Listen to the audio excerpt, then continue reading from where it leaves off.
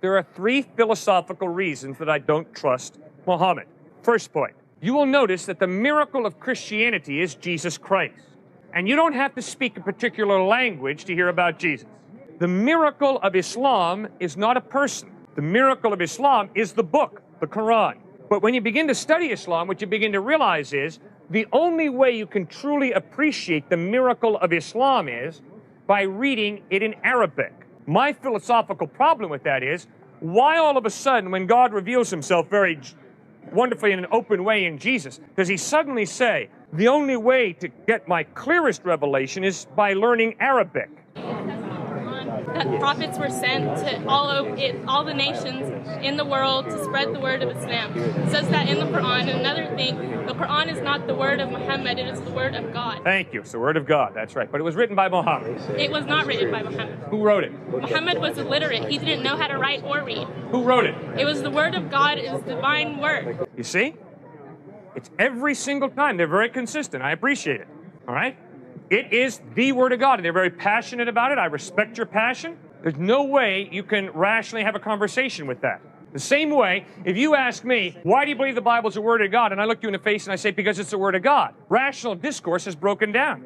All right, my second philosophical problem with Islam is, my Muslim friends inform me, Matthew, Mark, Luke, and John are inaccurate.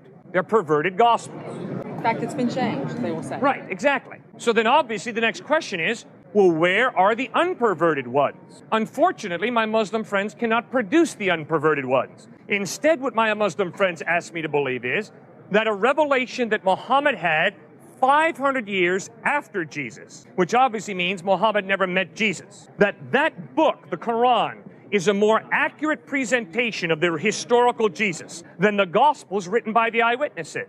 Well, I'm sorry. Whenever I want to study an historical person, I don't go running to a guy who lived 500 years after the fact. I want to go to the eyewitnesses. I'm not going to trust Martin Scorsese to be my primary source of information about Jesus. Martin Scorsese never met Jesus, neither did Cecil B. DeMille. I'm going to go back to Matthew, Mark, Luke, and John, who live in the 1st century, to be my primary source of information about Jesus. My third philosophical problem with Islam is, my Muslim friends have great respect for Jesus.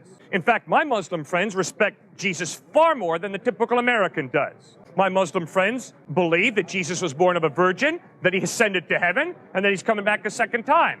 Well, that's far more than the typical American believes about Jesus. But my Muslim friends say that although Jesus speaks the absolute truth, Muhammad also speaks absolute truth. And the problem is they contradict each other on certain points. You cannot have A be absolute true and then B be absolute true if A and B contradict each other. Because that does nothing then but to allow for C to come along, claiming C is absolute truth, in spite of the fact that C contradicts both B and A. You cannot have an absolute truth contradicted by another absolute truth. Did Jesus ever claim to be God? Yeah, he sure did. John 8:58, Jesus says, before Abraham was born, I am. In John 10:30, Jesus says, I and the Father are one. In John 14:9, Jesus says, he who has seen me has seen the Father. Clearly, Jesus claimed to be God. So he was both human and God at the same time? That's what he claimed. Maybe he was a lunatic, but that's what he claimed. He wasn't a lunatic. He was a prophet. Well, he claimed to be God in human form, which means he's more than a prophet. He's God in human form. But God is something that's superior to human form, so it doesn't make sense for God to be human because he wouldn't necessarily be higher than the other. All right, first point is God is not something. The Bible insists that God is someone, a personal being. And it's totally possible for a personal being who's the creator to humble himself and become a human being.